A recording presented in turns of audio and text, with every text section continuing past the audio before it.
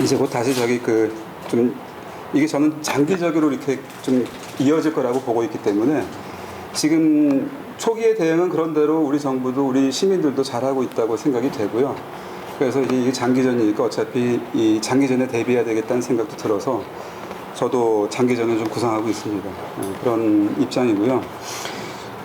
우선 지금 몇 가지 제가 이제 여기저기서 드리고 있는 말씀 중에서 제가 좀 강조하고 있는 거는 아주 초기에 이게 이 7월 초에 이 조치가 내려졌을 때부터 제가 줄곧 주장했던 거는 저강도 복합 전술이다, 이렇게 제가 이거를 성격을 지우고 얘기를 했었습니다. 근데 뭐 지금 진행되는 것도 제 생각에서 이렇게 크게 벗어난 것 같지 않습니다.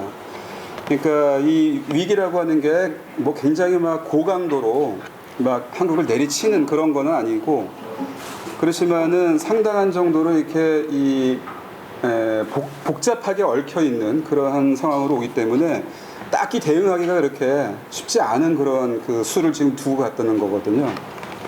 좀 말씀드리자면은 7월 1일 날 이 조치가 내려졌고 7월 4일 날 그게 이제 실행이 됐지 않습니까? 초기에.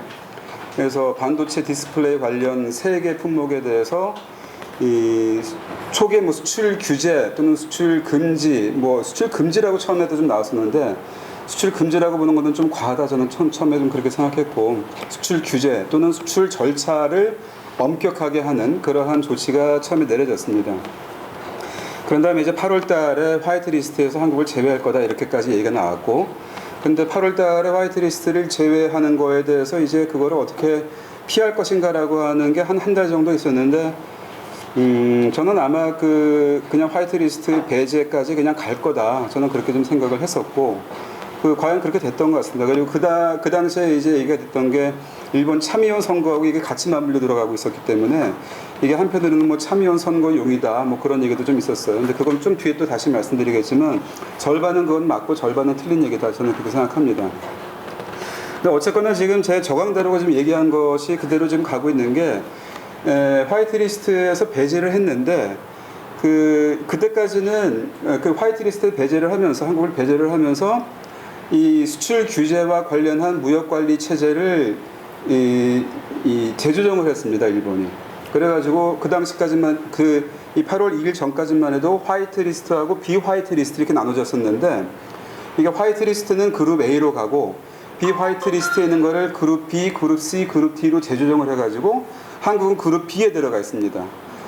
그러니까 처음에는 이제 비화이트리스트로 내려가면은 그냥 곧바로 아무런 혜택을 받지 못하는 그러한 대상으로 전락할 것이다, 이렇게 생각을 했었는데, 그룹 B라고 하는 것은 포괄적 허가와 개별적 허가 이렇게 있었을 때 포괄적 허가를 일반적 허가가 아니라 특별하게 몇 가지 조건을 충족시키면 그 포괄적 허가를 계속 할 수 있도록 해주는 그런 지위로 B로 내려갔습니다. 어쨌거나 그렇다 해가지고 그룹 A로 올라가는 거는 이거는 뭐 이렇게 당분간 쉽지 않을 거라는 생각이 듭니다. 근데 그거는 일본이 가지고 있는 포석이 있기 때문이기도 하죠. 근데 어쨌거나 그런 의미에서 그렇게 막 갑자기 한국을 갖다가 이렇게 나락으로 떨어뜨리는 그런 건 아니었고, 그래도 준 혜택 정도는 지금 주고 있다라고 하는 겁니다. 거기에 더해가지고 최근 들어가지고 초기에 나왔던 3개 품목 중에서 하나는 지금 일반적으로 우리가 여태까지 해왔던 것처럼 그냥 허가를 해주는 그런 식으로 나왔습니다. 그렇다고 한다면은 일본은 그러면은 이게 꼬리를 내린 거냐, 별로 이렇게 효과도 없이 그냥 일본의 정책이 실패한 거냐 하면 그렇지는 않다는 겁니다. 일본 나름대로 지금 챙길 건 다 챙겼다, 저는 그렇게 봅니다. 그건 뭐냐 하면 이제 나중에 좀 말씀드리겠는데, 일본이 챙긴 게 뭐냐 그럼 나중에 말씀드리겠지만, 그러니까 이미 일본은 상당한 정도로 일본이 생각한 구도로 지금 가고 있고, 거기에서 한편으로는 또 다른 다음 목적을 지금 겨냥하면서 움직이고 있다, 이렇게 보여집니다. 근데 어쨌거나 지금 수출 규제 조치의 내용을 보게 되면은 그 정도라고 하는 건데, 그러니까 제가 말씀드리고 싶은 건 이게 막 갑자기 무슨 회출을 내리치는 것처럼 막 이렇게 한국을 위협을 가해가지고 한국의 모가지를 갖다가 자를 것처럼 이렇게 온 그런 건 아니다라고 하는 겁니다. 그렇다 해가지고 이게 아무것도 아니냐면 그런 건 아니고, 상당한 정도로 지금 고도의 그런 높은 수준의 단수를 가지고 지금 한국을 서서히 재우고 있다라고 하는 정도로 말씀을 드리면 될 것 같아요. 그렇기 때문에 우리도 그거를 잘 알아야 된다는 겁니다. 제가 마치 이렇게 얘기하면은 그러면은 우리가 지금 움직일 필요가 없느냐 이런 식으로 해서 그러면 일본 편이냐 또 어떤 사람은 그렇게까지 얘기를 하는데 그렇게 단순한 얘기가 아니라는 거예요, 이게. 그러니까 우리가 대응을 제대로 잘하려면은 상대가 지금 어떤 수준으로 뭘 어떻게 개선하고 있는지를 냉정하게 잘 봐야 되는데 그 수준을 갖다가 보고서 거기에 맞는 우리의 전략을 맞춤형으로 만들어야 되는데 이 현실을 지나치게 과잉되게 보게 될 경우에는 우리 스스로가 거기에 제대로 된 대응을 못하고 그 기회를 놓치고 이럴 가능성이 있다는 얘기죠. 실기라 그러죠. 이렇게 기회를 놓치고 그럴 가능성이 있다는 의미에서 그렇게 말씀 좀 드리고 싶습니다. 네, 그리고 그런 의미에서 이게 저강도 복합 전술이라고 한다면은 지금 이제 허가를 해주기도 하고 안 해주기도 하고 있다고 하는데 이게 누구 말대로는 이게 그 수도꼭지 전술이라 해가지고 수도꼭지를 지금 일본이 가지고 있는 거죠. 그래서 자기 마음대로 틀고 싶으면 틀고 잠그고 싶으면 잠그고 라고 하는 거를 지금 일본이 하나 수단을 가졌다라고 하는 건데 그렇기 때문에 지금은 초기에는 이제 우리에게 그 굉장히 강도가 높은 것처럼 이렇게 보여주기 위한 심리전으로서 우리에게 가장 피해가 높을 수 있는 반도체 품목 3개 가지고 지금 들어왔는데 그건 저는 이제 심리전이라고 보는 거예요. 그러니까 위기의 수준은 그렇게 높지 않지만 이게 한국에게는 굉장히 큰 위기처럼 보이게 하는 그러한 수로 3가지를 갖다가 딱 들고 온 거죠. 그런 다음에는 이제 그러면 이제 끝난 거냐면 그런 게 아니고 계속 이제 여기저기 이제 팔 거라는 생각이 듭니다. 그래서 다음은 아마 어쩌면은 한국이 일본이 생각하는 그러한 구도에서 벗어나려고 할 때마다 그럴 때마다 이제 수소 경제 가지고 한번 때리려고 한다거나 아니면은 저는 이제 태양광 같은 것도 굉장히 우리는 지금 일본이 우리에게 기회로 지금 다가오고 있었는데 그러니까 일본이 잘 쓰는 이 비관세 장벽 같은 걸 만들어 가지고 태양광 관련해 가지고 우리가 지금 일본으로 뚫었던 그런 시장들을 이제 서서히 막는다라거나 이렇게 해 가지고 우리가 지금 키우려고 하는 우리가 중점적으로 지금 앞으로 차세대의 이 먹거리라 해가지고 키우려고 하는 그런 것들을 서서히 이렇게 좋아오는 그런 가능성이 있다라고 합니다. 그거는 굉장히 일본이 지금 앞서 나가고 있는 분야라서 예컨대 AI, 로봇, 의료 이런 부분들은 일본이 굉장히 강점을 가지고 있는 부분이거든요, 여전히. 그러니까 그런 부분에서 조금씩 이렇게 한국을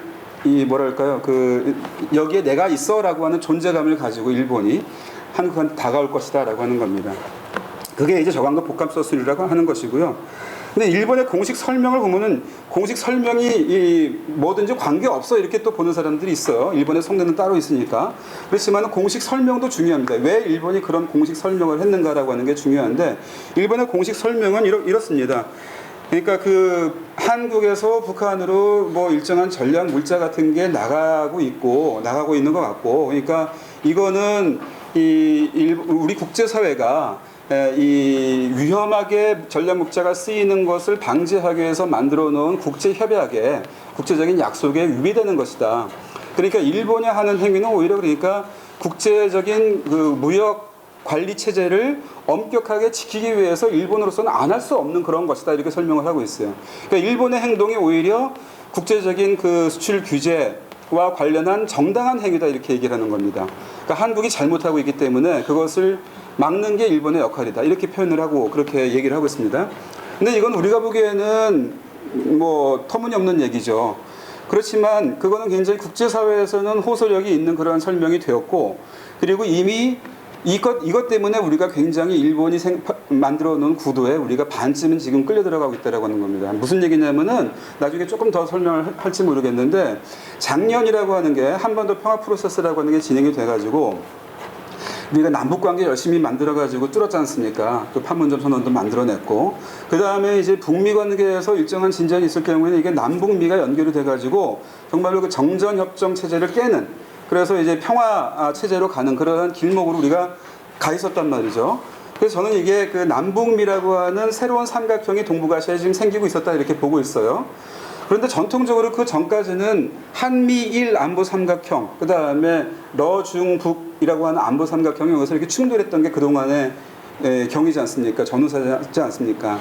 그러니까 이게 정전 또는 냉전이라고 하는 전선 속에서 우리는 한미일이라고 하는 안보 삼각형 속에 이렇게 꽉 갇혀 있었단 말입니다. 그걸 이제 깨고 나와가지고 새로운 삼각형을 우리가 만든 게 작년의 일이었던 거죠. 그러니까 일본은 근데 이게 안보 삼각형 속에서 한국이 빠져나와가지고 저쪽으로 가려고 하니까 못 가게 막으려고 지금 한 겁니다. 그쪽으로 못 가게. 그래서 한미일 안보 삼각형 쪽으로 한국을 다시 들어오게 하거나 아니면 한국이 완전히 가버리면 그것도 좋다. 저쪽으로 가버리면 그러면 좋고 그것도 우리는 미일 동맹으로 완전히 너희들 갖다가 이제 압박하게 들어가겠다 이런 겁니다. 근데 그런 두 가지 포석으로 이걸 만들어 놓은 거고 그런 의미에서 지금 한미일 이 삼각형이 지금 자꾸 부활하고 있어요. 무슨 얘기냐면은 지금 이 조치가 내리자마자 우리가 제일 많이 노력했던 게 뭐냐면은 우리의 통상 관료나 아니면은 뭐 이 여러 외교 관료들 이 앞다퉈만 미국을 가가지고 미국한테 뭐 좀 해달라 그래가지고 막 미국 막 돌아다녔지 않습니까? 그래가지고 미국이 개입해 와서 일본은 좀 어떻게 좀 해달라고 하는 그런 외교를 펼쳤습니다. 그러니까 우리가 지금 일본을 상대로 해서 미국하고의 관계를 갖다가 지금 구축하려고 하고 있어서 결국에 일본이 바랬던 것처럼 지금 한미일 쪽으로 지금 우리가 오고 있는 거예요.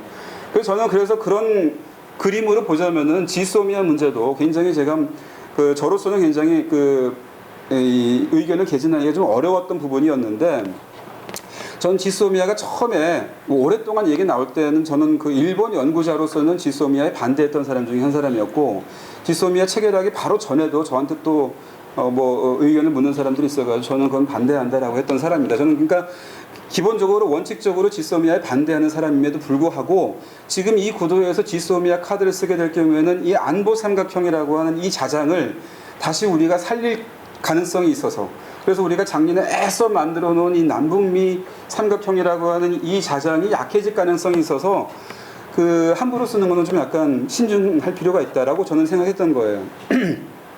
물론 일본이 지금 안보 문제를 가지고 지금 우리한테 이렇게 들어온 이상 우리가 일본에 따질 건 따져야죠. 너희들이 정말로 우리와 안보 이익을 공유하는 관계냐. 그러면서 일본한테 그걸 따지고 들어가가지고 지소미아의 근본적인 의미에 대해서 우리가 문제를 제기하고 그것의 의미를 갖다가 따지는 건 필요합니다. 근데 이거 이걸 카드로 쓰는 거랑은 난 별개의 거라고는 저는 생각을 하는 겁니다. 그래서 카드로 쓰지 말고 이게 정말로 그렇게 해가지고 일본을 압박해가지고 거기에서 뭔가를 갖다가 우리가 얻어낼 수 없다고 한다면은 좋다 그러면 이건 파기다. 이렇게 나가는 건 전 좋아요. 그렇지만은 일본을 이 화이트리스트 배제라든지 이런 문제를 가지고 일본을 움직이게 하기 위해서 지렛대로 지소미아를 쓴다? 라고 하는 거는 저는 약간 좀 이거는 아닌 것 같다라고 하는 생각을 했던 거죠. 그래서 그런 얘기를 좀 여러 다른 데서 했더니 남기적은 지소미아 찬성론자 이렇게 돼가지고 또 그것도 굉장히 또 여기저기서 얘기를 듣는 얘기이기도 합니다. 자, 그러면 이제 이런 규제 조치가 나왔는데 규제 조치가 왜 나왔는가라고 하는 겁니다. 근데 저는 이제 그래서 여기서 커다랗게 두 개의 배경이 있고 그러니까 먼 원인이라고 해야 될까? 큰 배경이 있고 직접적인 원인이 두 가지가 있다 이렇게 봅니다. 큰 배경은 한 가지는 국민 감성, 국민 감정 또는 일본의 국민 정서 이렇게 얘기할 수 있겠죠. 좀 쉽게 말하자면은 일본의 이번 조치는 오랫동안 일본을 연구해왔고 일본의 외교를 관찰해봤던 저로서는 좀 약간 뜨악했습니다. 아무리 아베라 하더라도. 그러니까 일본답지 않은 그런 행동을 했습니다. 그런데 생각해보면 굉장히 아베스럽습니다. 일본답지 않지만 아베답다라고 하는 거죠. 그러니까 아베 등장 이후에 굉장히 일본이 변하고 있었는데 그 변한 일본의 모습이 지금 이렇게 들어왔다 이렇게 생각이 돼요. 무슨 얘기냐면은 일본의 외교는 굉장히 치밀합니다. 제가 여태까지 봐왔던 일본의 외교는.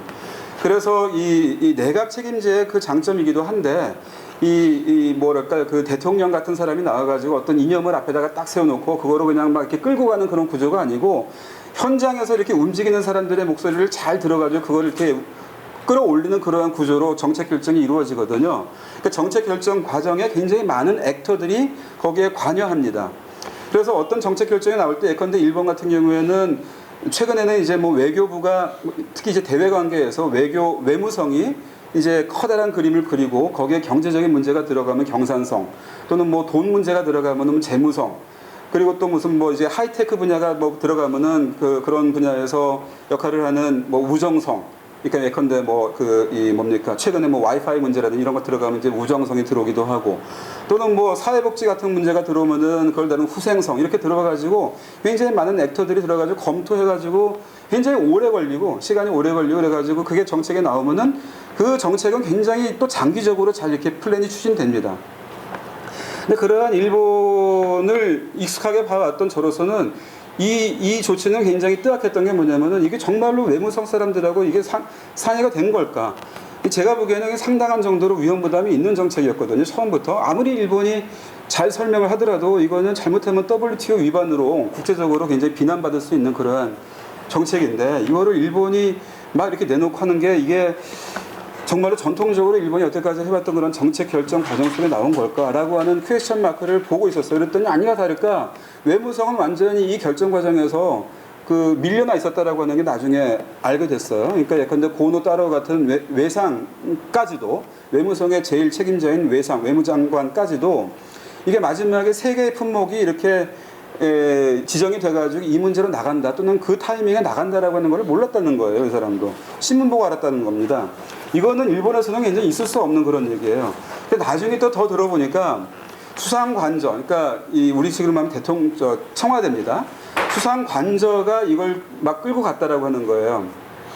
그러니까 총리와 그 주변 사람들. 근데 그 주변 사람 중에서도 최근 들어가지고 총리 관저에서 굉장히 발언권을 얻어가고 있던 경산성 관료들. 경산성은 경제산업성을 말합니다.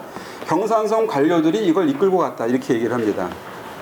근데 여기서 조금 이제 벗어나갈지 모르겠는데 일본 연구자로서 드릴 수 있는 말씀 드리자면은 경산성이라고 하는 거는 옛날에 통산성이 그 행정개혁 속에서 만들어진 기구입니다. 경산성은.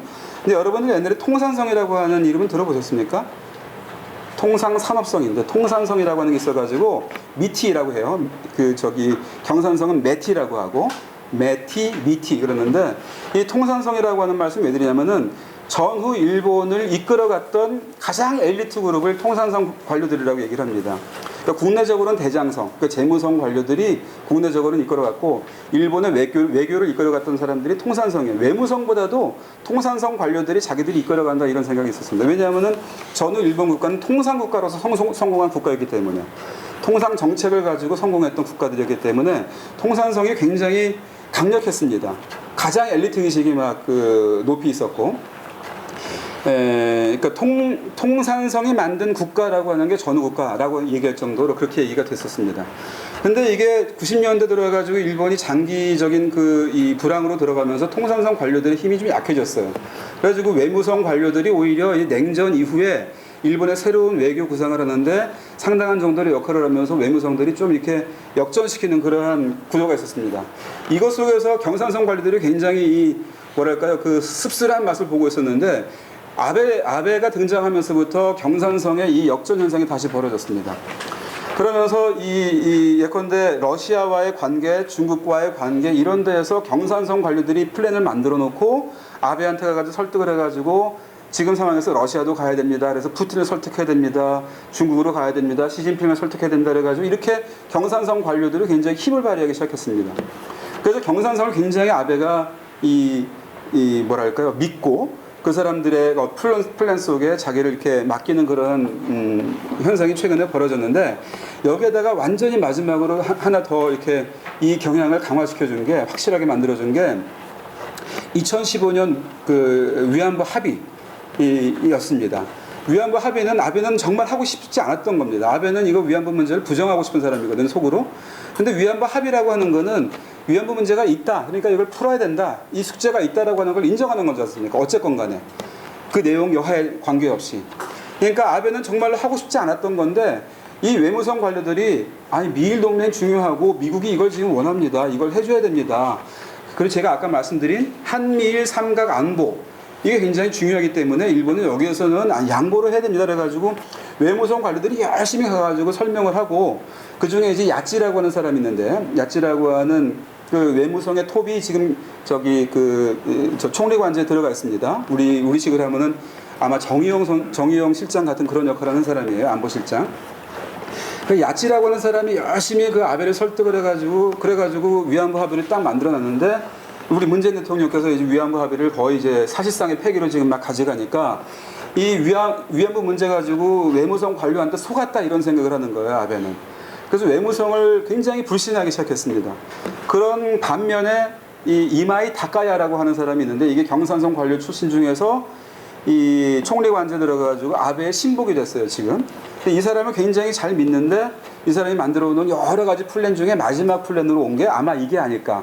그래서 이 위안부 합의 문제 가지고 한국이 이제 계속 그렇게 흔드니까 그때부터 이 경산성 사람들한테 가가지고 뭔가 좀 조치가 없느냐. 한국을 갖다가 한번 이제 혼내주고 싶은데 뭔가 좀 있으면 내놔라. 그래가지고 그때부터 이미 작년부터 여러 가지로 이제 플랜을 만들어 달라 그랬던 겁니다. 그게 이제 총리가 앉아 있었던 것이고 이제 못 참겠다 그래가지고 막 내친 게 이겁니다. 뭐 혹자는 어떤 분은 이게 그 아베와 주변 사람들의 분노 조절이 실패해가지고 분노 조절 장애로 가가지고 이번에 나온 것이다. 뭐 홧김에 그냥 내린 것이다 이런 얘기도 합니다. 근데 홧김에 내린 거기 때문에 그런 만큼 이거는 좀 취약해요. 그렇기 때문에 외무성 관리들은 지금 이거 가지고 고민을 많이 하고 있습니다. 이걸 어떻게 지금 적당한 데서 이걸 갖다 수습할 것인가. 뭐 일본 말로 오찌라 그러는데 어디에 어떤 구멍을 만들어서 거기다 딱 떨어뜨릴까. 라고 하는 거를 지금 외무성 관리들은 생각을 하고 있습니다. 왜냐하면 지금 이것 때문에 한미일 굉장히 흐트러졌고 미국한테 계속 압력이 들어오고 그러니까 지금까지 미일 동맹 잘 만들어가지고 여기까지 왔는데 이게 지금 깨지려고 하니까 외무성 관리로 봐가지고는 이게 좀 마뜩치 않은 거죠.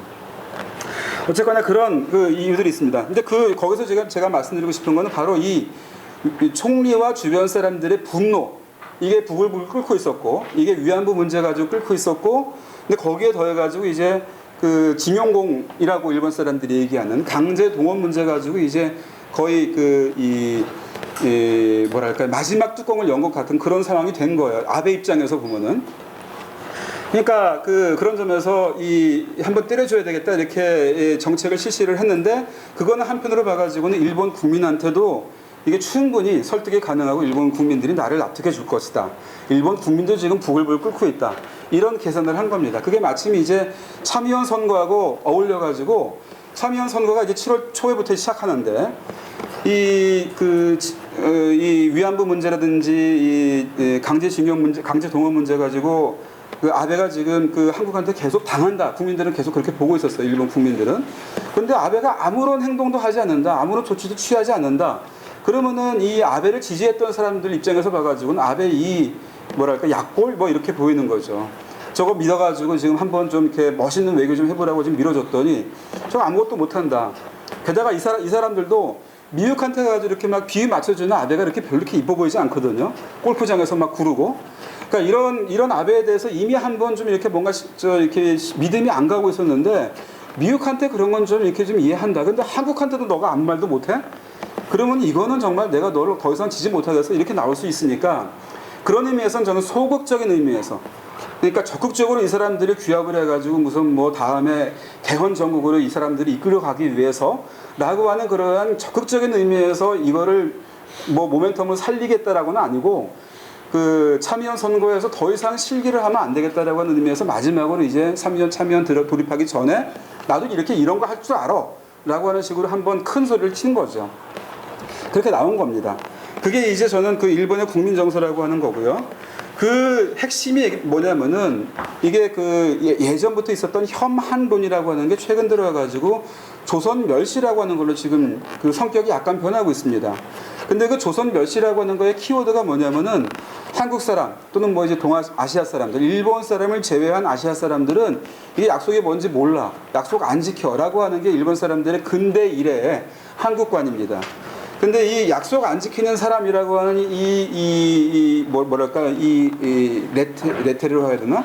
이렇게 딱지 붙이기라고 얘기할 수 있는데 이 약속 안 지켜라고 하는 거는 메이지 유신에 성공한 일본이 근대화에 성공하지 못한 근대화에 실패한 이웃 국가들에 대해서 이웃 아시아 국가들에 대해서 딱지 붙여왔던 그런 것이었고 일본만이 이 약속을 이해하고 거기에서 이 약속 속에서 행동을 할 줄 아는 사람이다 라고 하는 그러한 의미에서 일본이 동아시아의 선생이 돼야 된다, 지도자가 돼야 된다 이런 생각을 가지고 메이지 유신 이후에 아시아를 침략해 왔던 것이죠. 그게 이제 전후에 이제 실패하면서 끝난 거였는데 이게 이제 만국공법이라고 불려주는 국제법이라고 하는 거에 대한 이해와 거기를 이해했을 경우에 감수해야 되는 어떤 어려움이라고 하는 거에 처해 있는 조선이나 중국이 반응이 달랐던 것이었을 뿐인데 그걸 이제 일본 사람들은 약속을 지킨다 못 지킨다라고 하는 걸로 이걸 구별해 놓고 이 문명 국가와 야만 국가 여기서 나오는 게 이제 후쿠사와 유키치죠.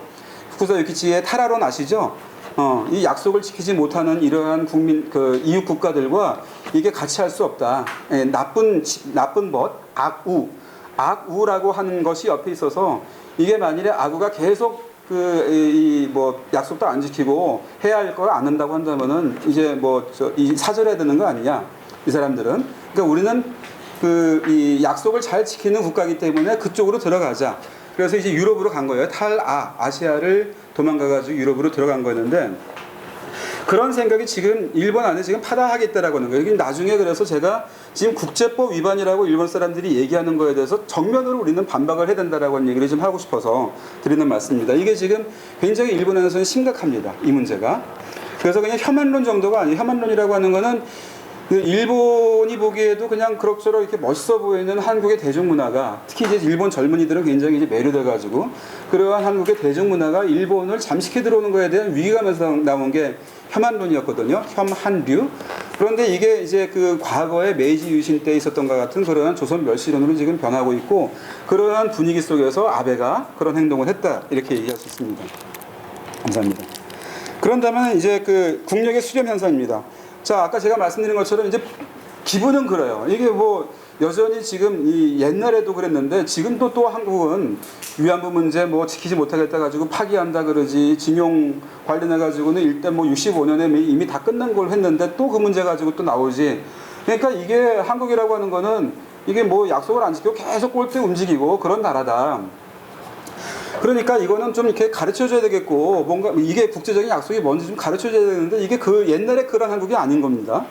옛날에는 그냥 이제 가르쳐 주거나 아니면 협박을 하거나 그러면 이제 그냥 거기서 이 일본이 하고 싶은 대로 할 수 있는 나라였는데, 이제는 어느 정도 국력이 비등해지거나 어떤 의미에서는 이렇게 일본이 주력 분야로 생각했던 것에서 한국이 좀 앞서가는 분야도 생겨가지고 일본 사람들이 위기의식을 느끼는 거예요.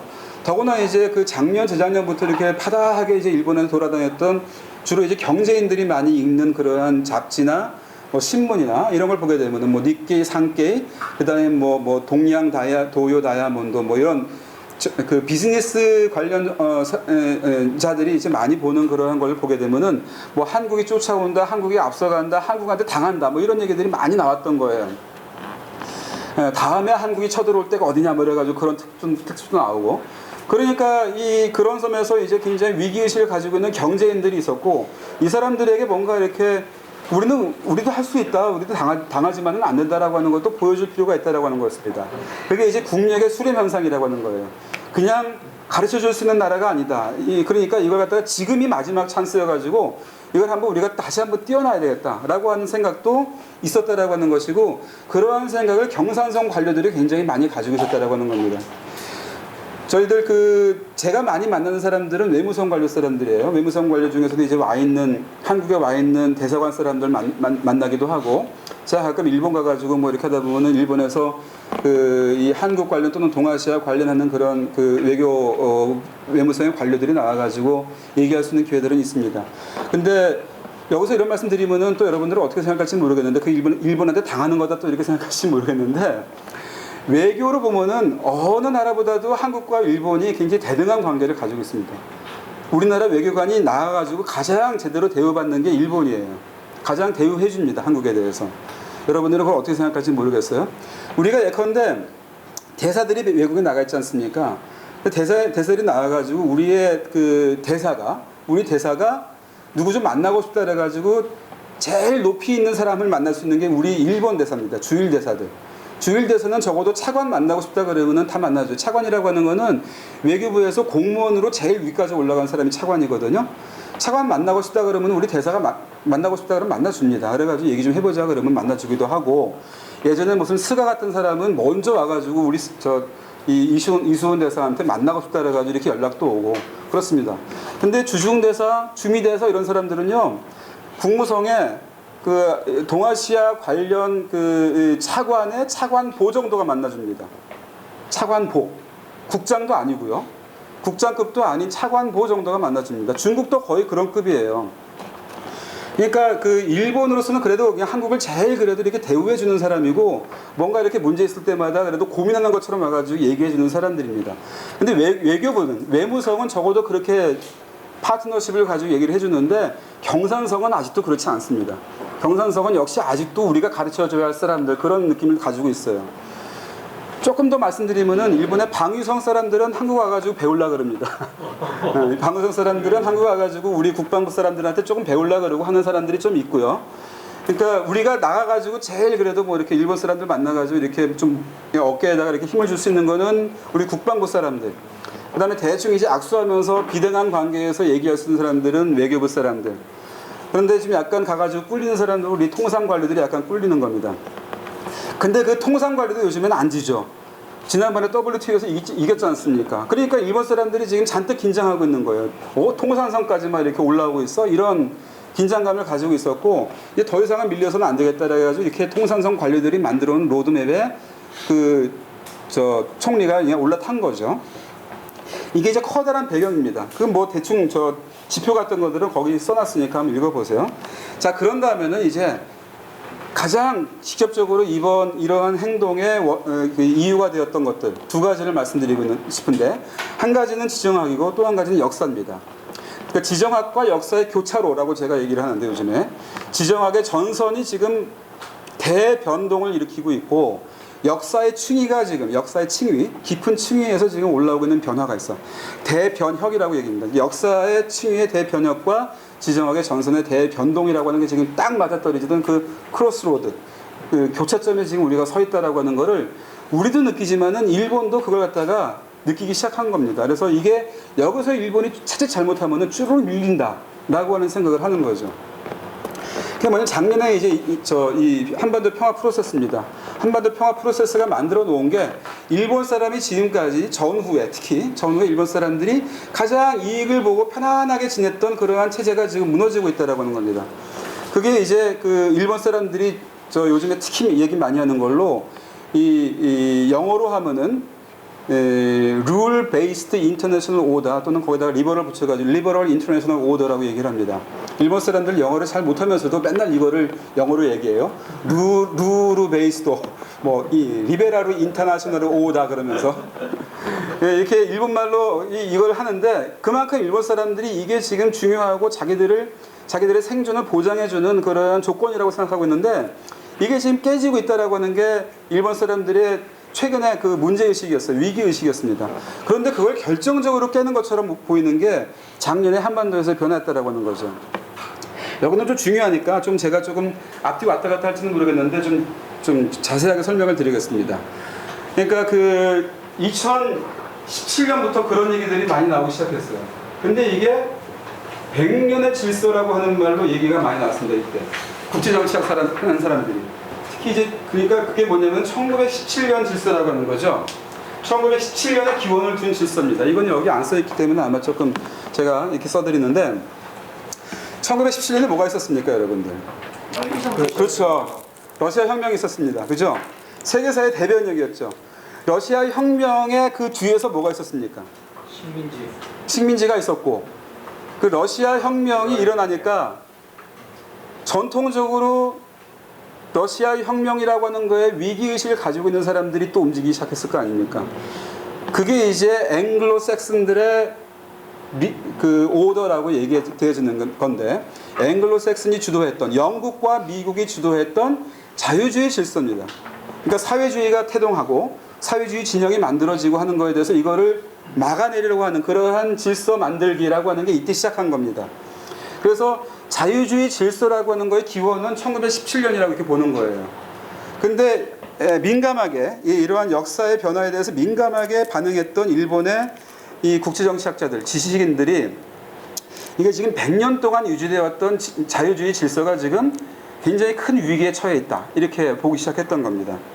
1970년에 그 자유주의 질서라고 하는 것은 이 사회주의에 대항하기 위해서 만들어졌던 건데, 그 질서라고 하는 게 몇 번의 위기가 있었습니다. 근데 첫 번째 위기라고 하는 것은 1930년대 후반전의 위기였던 거죠. 이른바 이 히틀러와 무솔리니와 일본이 나타나면서 이걸 깨려고 했던 겁니다. 그렇지만 실패했죠. 그것도 실패하면서 나온 게 뭐였냐면은 냉전 질서였던 겁니다.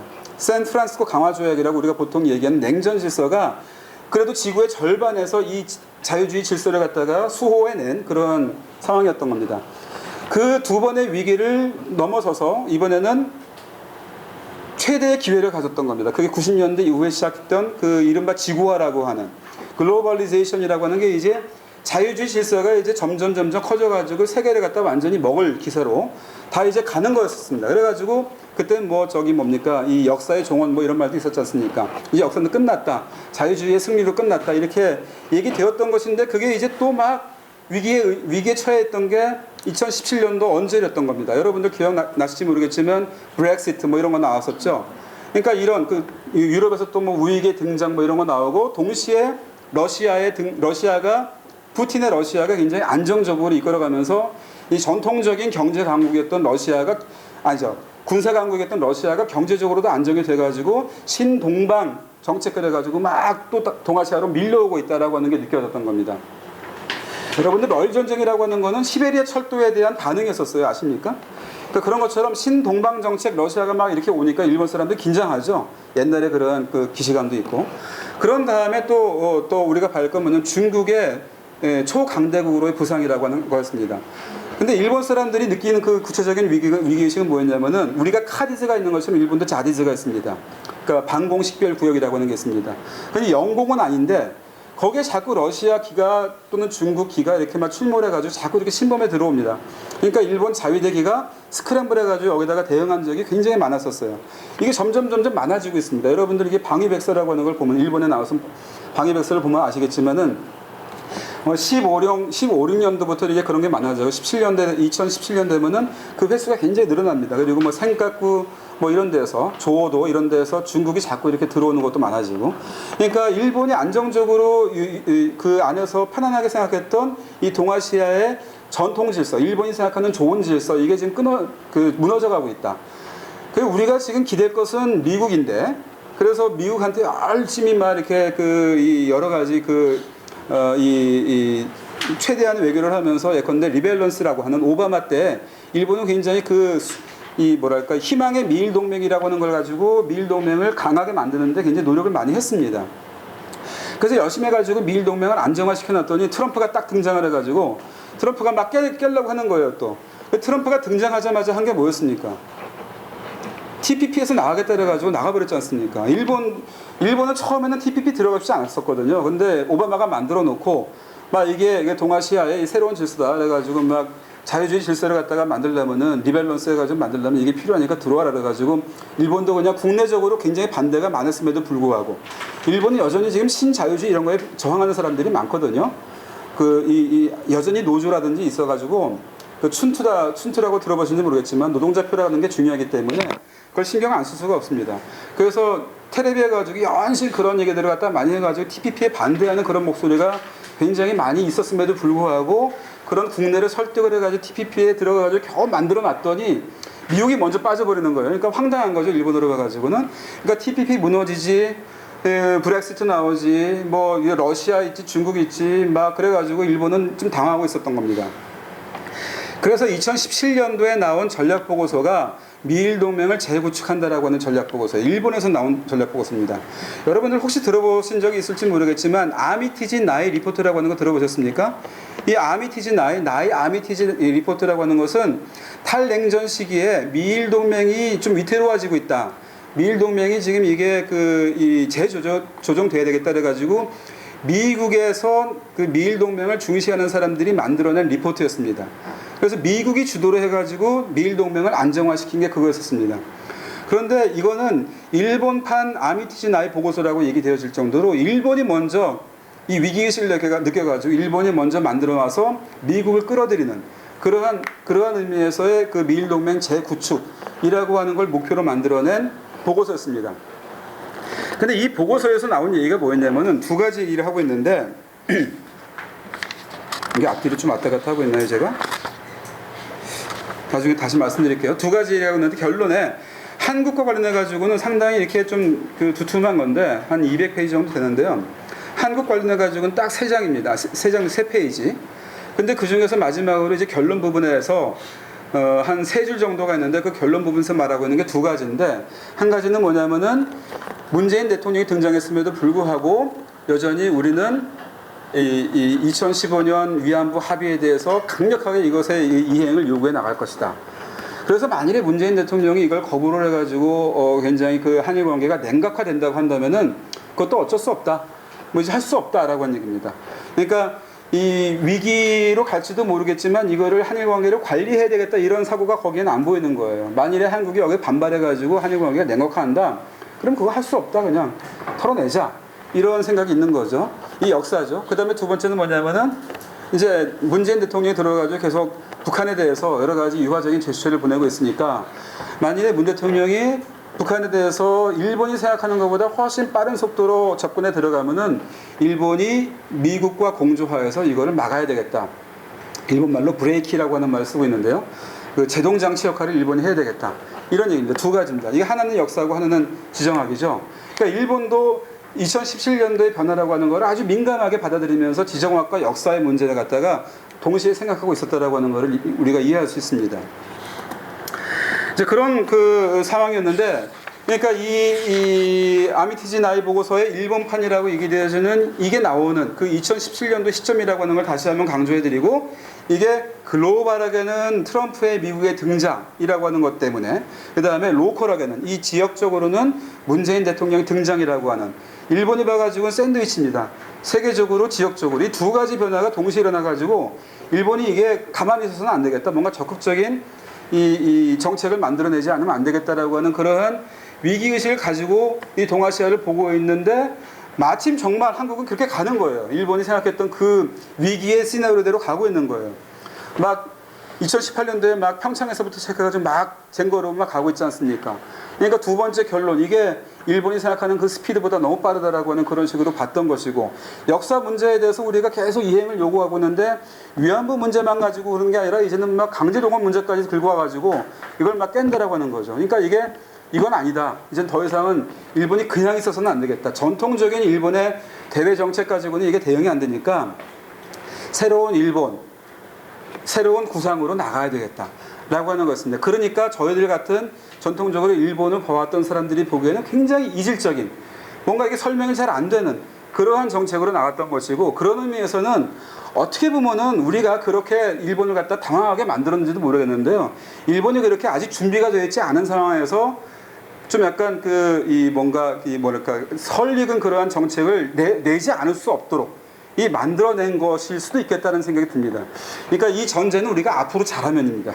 앞으로 정말로 제대로 잘해가지고 질서 정연하게 이 구도를 우리가 가지고 싶은 대로 끌고 가면은, 일본이 계속 아직 준비가 되지 않은 상태에서 낸 것이기 때문에 계속 뭐 어딘가에서 계속 실수를 하게 될 겁니다. 아마 그 실수를 하게 되는 거를 우리가 잘 끌어오면은 우리가 만들어낸 이 구도를 갖다가 이끌어갈 수 있는 것이고, 우리가 잘 그렇게 이 구성을 갖다가 보지 못하면은 일본한테 당할 수 있다라고 하는 거죠.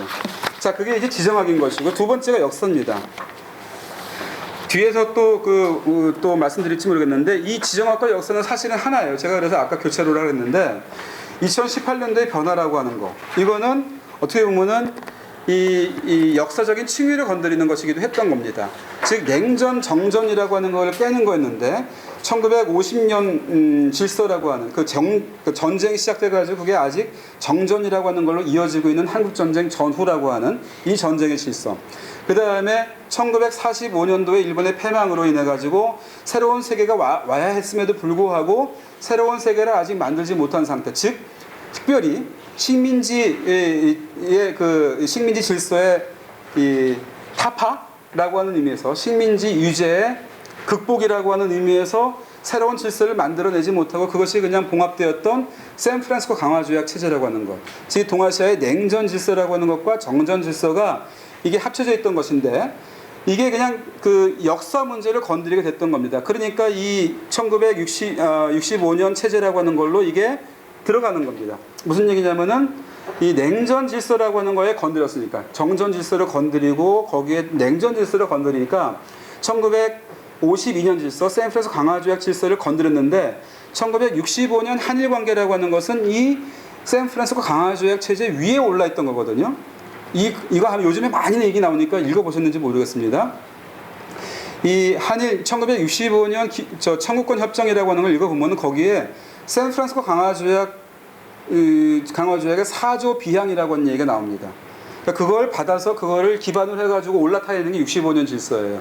그러니까 한일 관계의 65년 체제라고 하는 것은 1952년 샌프란시스코 강화조약 체제 위에 올라 있었던 것이기 때문에 이 밑에 기초가 흔들리니까 당연히 1965년 질서가 흔들릴 수밖에 없는 거예요. 그러니까 한반도에서 2018년도 2월 달에 평창, 그 다음에 4월 달에 이 판문점 선언이라고 하는 게 있었던 것은 자연스럽게 역사적인 층위를 갖다가 들어가면은 자연스럽게 10월 달에 대법원 판결로 나가는 그런 상황이었던 겁니다. 그래서 사실은 저는 이거를 오래 전부터 얘기를 하면서 이거는 역사적인 문제로 당연히 나가기 때문에 그걸 우리가 미리부터 준비를 해야 된다라고 하는 얘기를 여러 군데서 했었습니다. 당연히 이거는 10월 달에 나오는 이 대법원 판결은 이게 굉장히 파장이 클 거다. 그러니까 그 이후의 시나리오까지 다 생각해가지고 우리는 준비를 할 필요가 있다. 그래서 뭐 우리 외교부 사람들 만날 때도 그런 얘기들 많이 했는데 그런 얘기 할 때마다 준비하고 있습니다. 그러시더라고요. 그래서 저는 당연히 준비가 잘 되고 있는 줄 알았습니다. 근데 모르겠어요. 지금도 이미 준비한 거대로 지금 가고 있는지는 모르겠는데요. 제가 이렇게 준비돼 있다라고 해가지고 막 이렇게 얘기한 거 치고는 좀 이렇게 우리가 먼저 선제적으로 이렇게 이 정책을 먼저 이렇게 던지면서 이끌어갈 수 있는 그 타이밍이 있었는데 그 타이밍을 놓치는 것 같더라고요. 그래서 저는 준비가 돼 있었다 하더라도 계속 타이밍을 놓친다라고 하는 점에서 굉장히 안타깝게 보고 있었습니다. 근데 지금도 좀 안타까워요. 근데 어쨌거나 그렇기 때문에 지정학에서 역사로 가는 것도 이것도 하나의 묶음이다라고 하는 얘기입니다. 근데 이거를 일본도 정확하게 이해하고 있는 겁니다. 10월 30일의 대법원 판결이라고 하는 게 그냥 돈의 액수의 문제가 아니다라고 하는 거죠. 그거는 그러니까 이 4명의 문제라든지 아니면 30 몇 명의 문제라든지 아니면은 그것도 아니고 이 앞으로 뒤에 있는 이 사람들의 뒤에 서 있는 100 몇 명의 문제라든지 아니면은 더 크게 가가지고 그냥 정말로 22만 명이라고 하는 우리가 역사상으로 지금까지 봐왔던 가장 큰 숫자인 22만 명이라고 하는 강제 동원 피해자 숫자를 다 보더라도 사실은 거기다가 22만 명에다가 개인적으로 2억씩 다 준다 하더라도 일본이 보기에는 그 액수의 문제가 아닌 겁니다.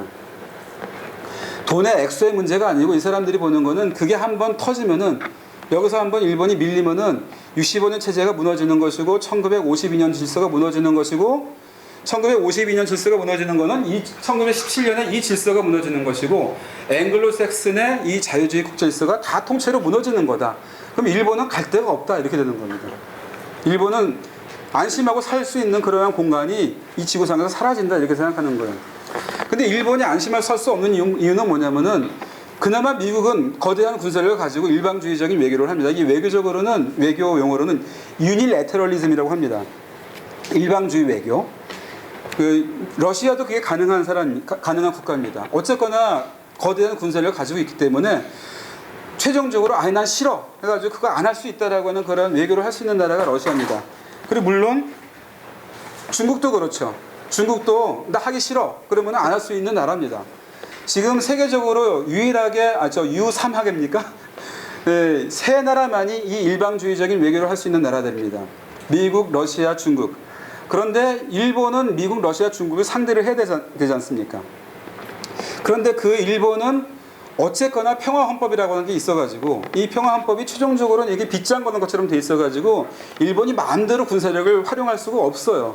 여러분들은 어떻게 생각할지 모르겠는데 어쨌거나 평화헌법이 있는 한은 일본은 자위대라고 하는 굉장히 나름대로 막강한 군사력이 있다고 하더라도 이거를 풀로 활용하지 못하기 때문에 일본은 홀로 이 최종적으로 자기가 하고 싶은 대로 또는 자기가 안 하고 싶은 그런 거는 거부할 수 있는 그런 능력은 없다. 일본 사람들이 그렇게 생각을 하는 겁니다.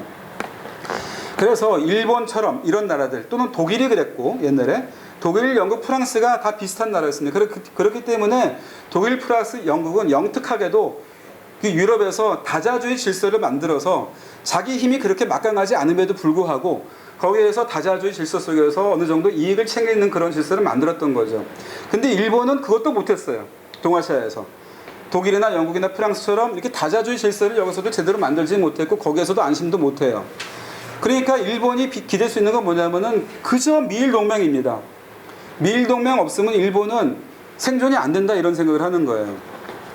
그래서 조금 더 앞서 말씀드리면은 일본이 헌법을 개정을 해가지고 이 빗장을 풀고 싶다라고 하는 얘기는 뭐냐면은 거대한 군사력을 가지고 막 한반도를 근거지로 삼아가지고 대륙으로 막 저벅저벅 침략해 들어가겠다라고 하는 게 아니고요.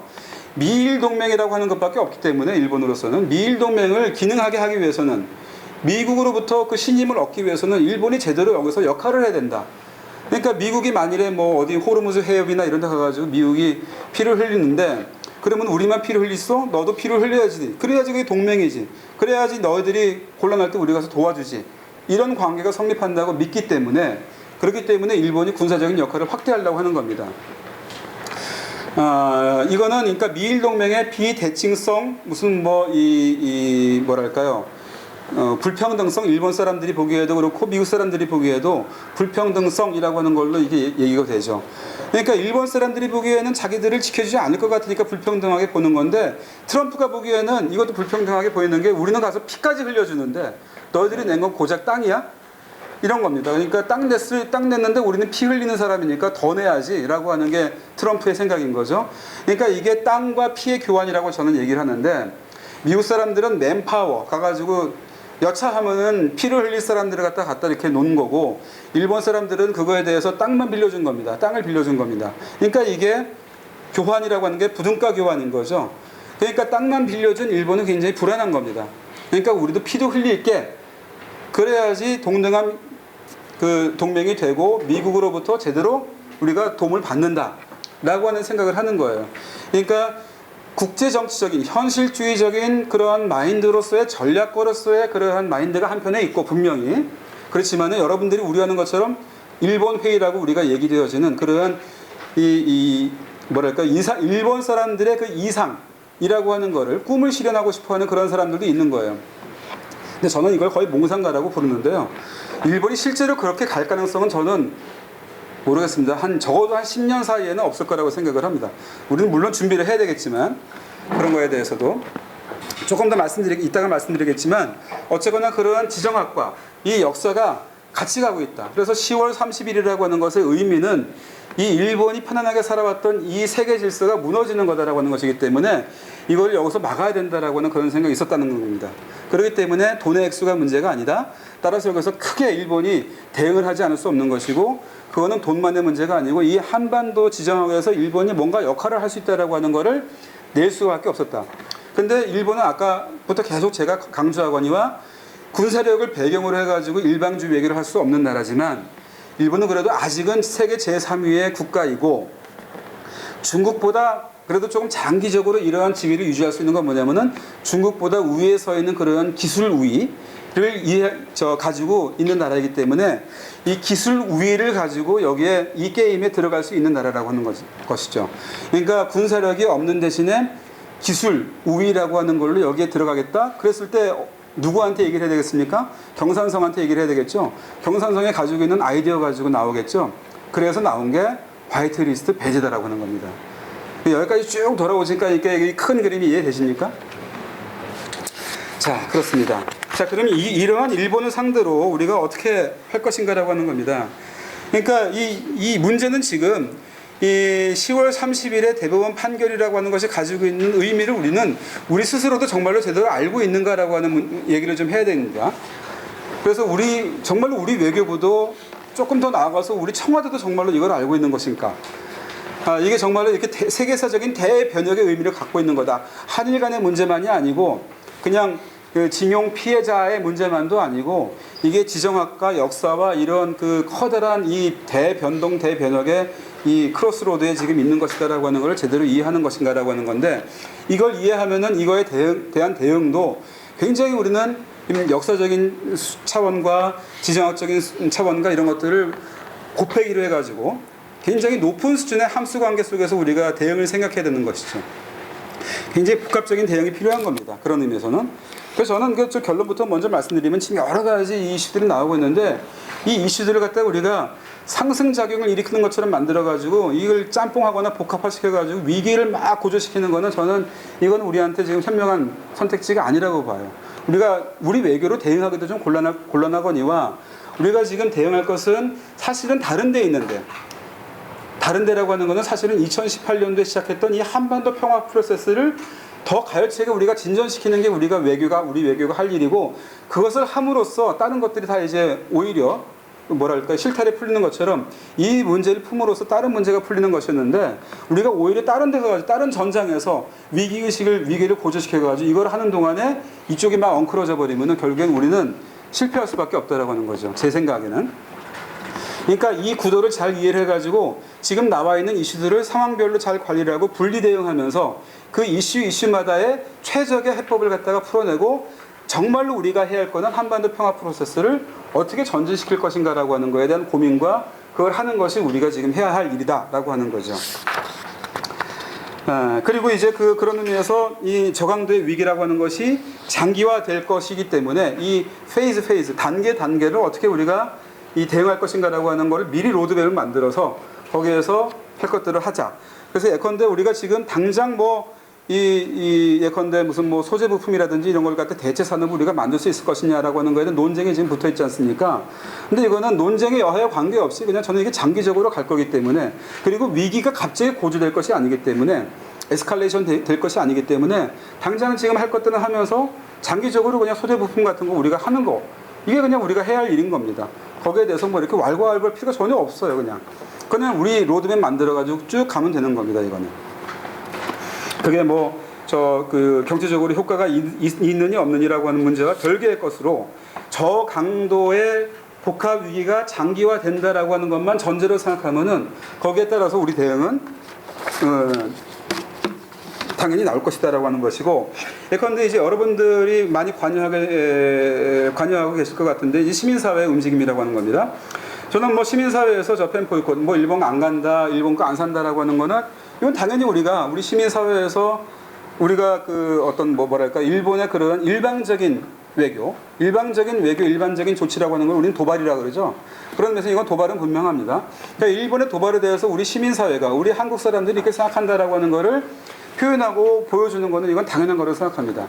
그런데 이게 장기화될 거라고 하는 것도 동시에 생각해야 되는 거예요. 그렇기 때문에 단발성으로 조금 말이 좀 어폐갔을지 모르겠습니다만, 과격한 행동을, 퍼포먼스를 보여줘가지고 그 위기를 막 끌어올려가지고 이렇게 대응하는 거는 저는 별로 이렇게 의미가 없다고 보는 겁니다.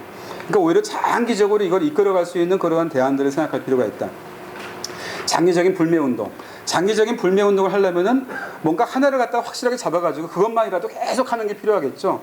그러니까 이것저것 백몇 개 품목을 가지고 이렇게 때리는 것보다는 확실하게 일본한테 뭔가를 보여줄 수 있는 거를 딱 잡아가지고 그걸 장기적으로 쫙 끌고 가는 게 필요하겠다라고 하는 게 저의 생각입니다. 그 다음에 예컨대 일본 안 가라고 하는 것도 중요하지만은, 일본은 우리가 10년, 20년 동안 안 갈 수 없는 거 아니지 않습니까? 그러니까 이게 만일에 10년 동안 간다라고 한다면은 조금 더 다른 방식을 생각할 필요가 있다. 단기적으로는 지금 이제 안 간다 그래가지고 일본한테 이미 지방자치체에서 여러 가지 비명소리가 들리게 하는 거, 이건 여기까지는 잘한 겁니다. 그런데 앞으로는 예컨대 안 가는 데가 있으면 가는 데도 있어야 될 것 같아요. 근데 갈 때 이제 골라가는 거죠.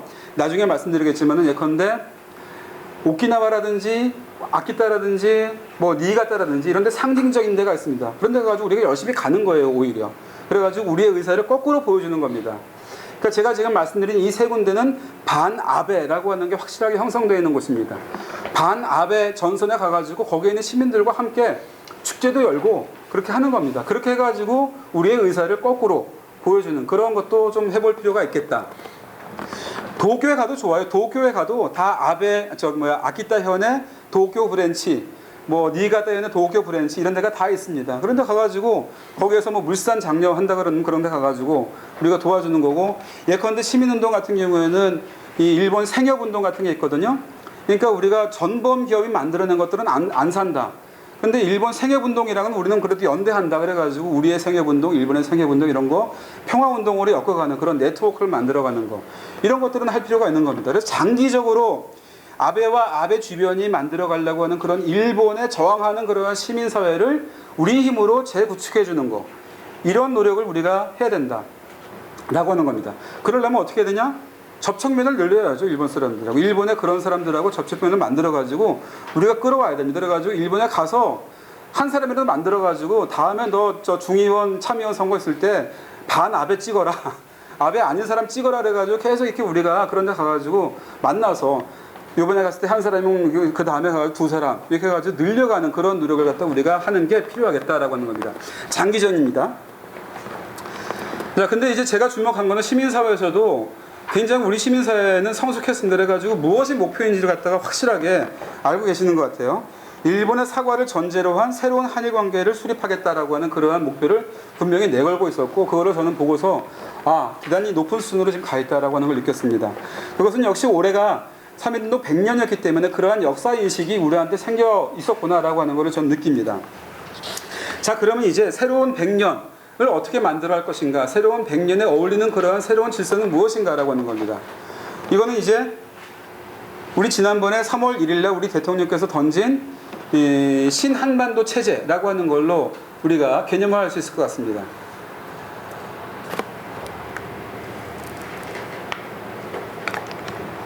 신한반도 체제라고 하는 것은 대통령도 그 연설에서 명확하게 설명은 안 하셨어요.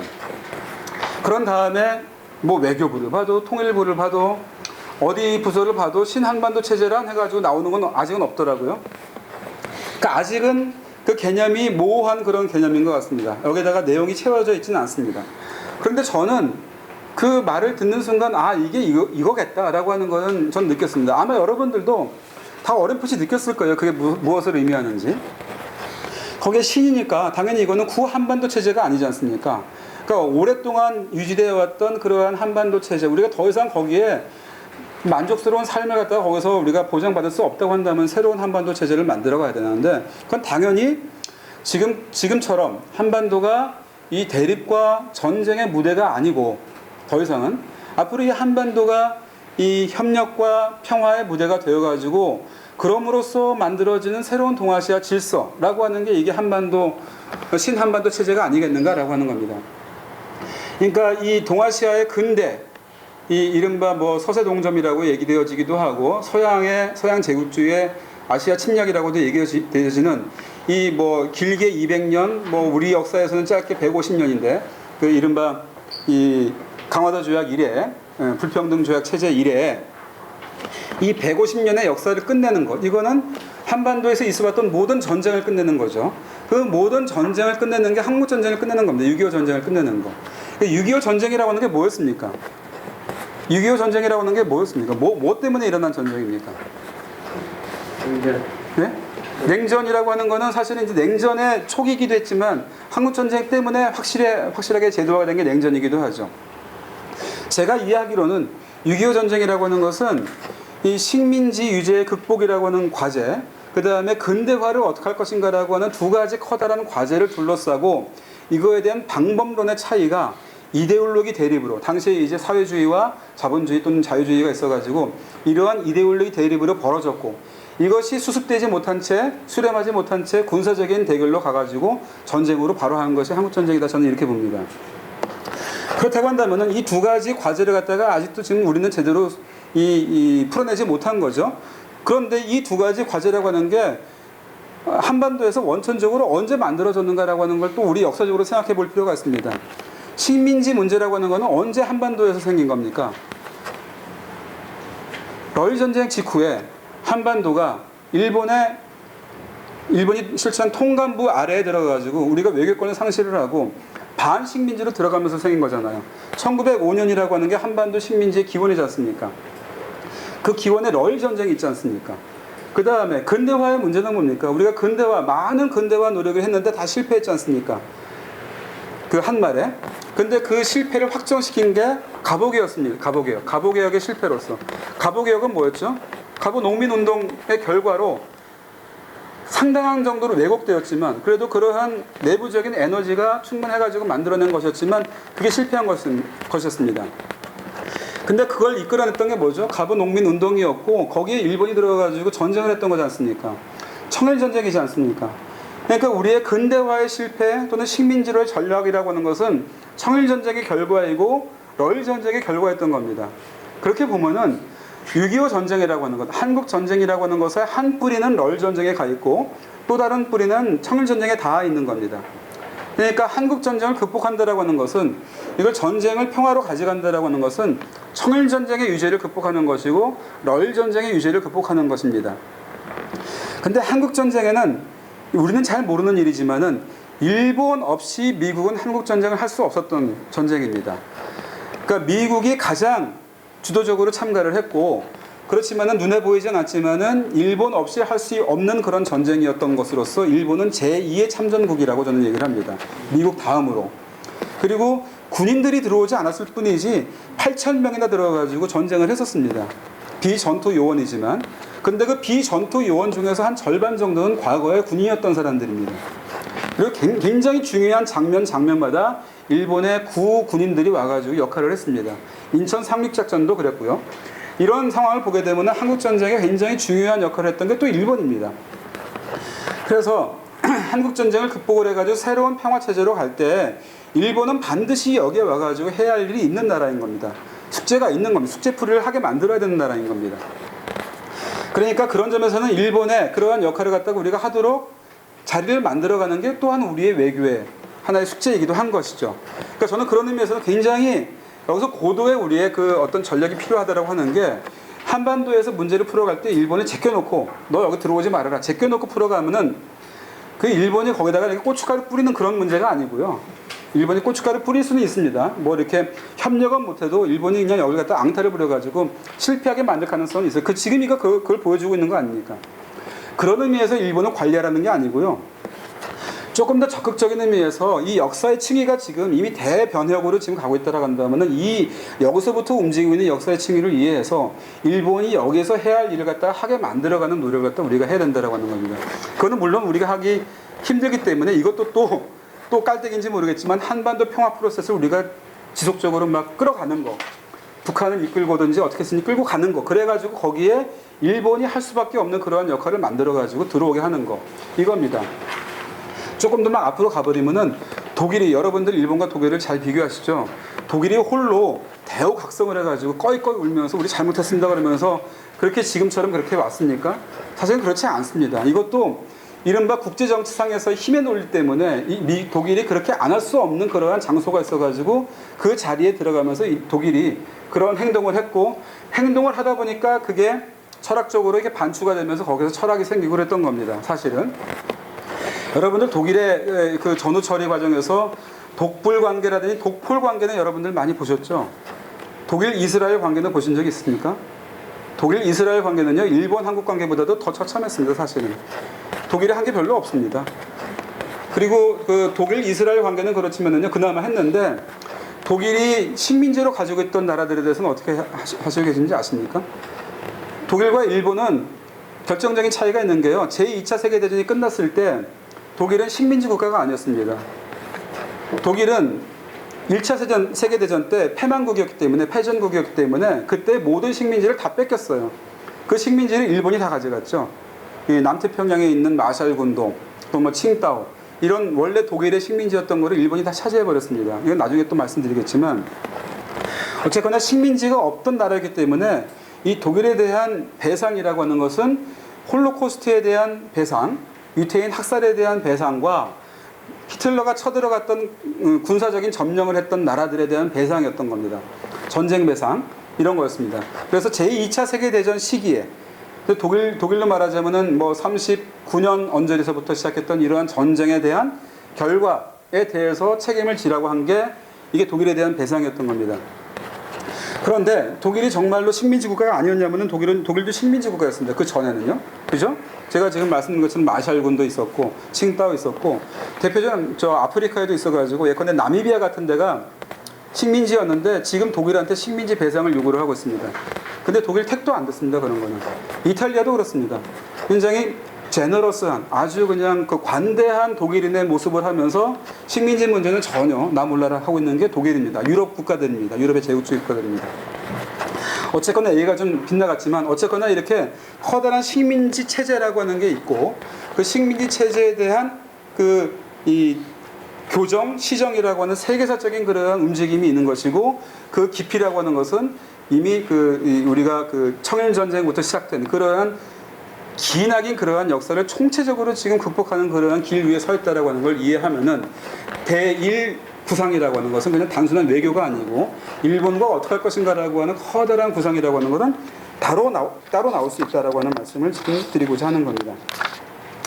자, 그렇게 해가지고 일본을 갖다가 여기다 끌어들여 와야 되는데, 근데 그 일본은 과연 어떤 나라냐라고 하는 게 이게 또 큰 퀘스천이죠.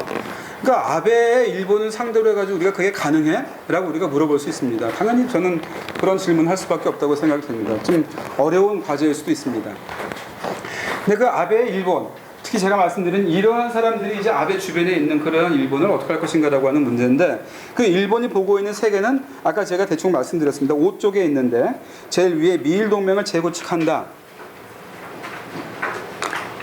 라고 하는 전략 보고서를 대충 말씀드렸고, 그게 이제 일본이 보는 이 동아시아인데, 1917년에 그 기원을 둔 동아시아인데, 1917년에 기원을 둔 그러한 자유주의 국제 질서가 처음으로 꼽힌 게 뭐였냐면은 1920년대에 이 국제연맹을 무대로 한 국제협조주의 질서였습니다. 국제협조의 외교였습니다. 그래서 조심할 건 뭐냐면 여기서의 국제협조주의라고 하는 것은 열강들 간의 협조, 제국주의 국가들 간의 협조입니다. 근데 그 제국주의 국가들 간의 협조인데 여기서는 미국, 영국, 프랑스, 이탈리아, 그 다음에 일본 이렇게 되어 있습니다. 근데 이들이 이 5개 국가가 국제연맹의 탄생에 굉장히 중요한 역할을 했던 5개 국가인데, 이 5개 국가는 제1차 대전의 주요 승전국들이죠. 그런데 미국은 영예로운 고립을 해가지고 이 윌슨은 그냥 여기서 빠져나가 버렸습니다. 국제연맹을 만들어 놓고 미국은 빠져버렸습니다. 아시죠, 여러분들? 그러니까 우리는 굉장히 황당했었던 거죠. 윌슨의 민족 자결주의를 해가지고 이제 힘을 받아가지고 하려고 그랬는데 미국은 거기서 빠져버리고, 그리고 미국이랑 일본이랑 오히려 짝짝꿍이 돼버렸고, 이런 상황으로 갔던 겁니다. 근데 어쨌거나 그런 다음에 이제 미국은 빠진 다음에 영국, 프랑스가 있는데, 영국, 프랑스가 또 굉장히 또 제1차 세계대전에서 큰 피해를 입은 나라들인 것도 아시죠? 그때 많은 그 비극들을 소재로 한 소설이나 영화들이 많지 않습니까? 그래가지고 자기 국가 수습하는 데 여념이 없어요. 영국이랑 프랑스는. 그 다음에 이제 이 아프리카에 있는 식민지들 수습하는 데 여념이 없고요. 그 다음에 이탈리아가 있는데, 이탈리아는 유럽에서 지금 막 태어난 신생 제국입니다. 그러니까 이탈리아도 이제 막 얻기 시작한 그런 식민지를 어떻게 경영할 것인가라고 하는 게 정신이 없어요.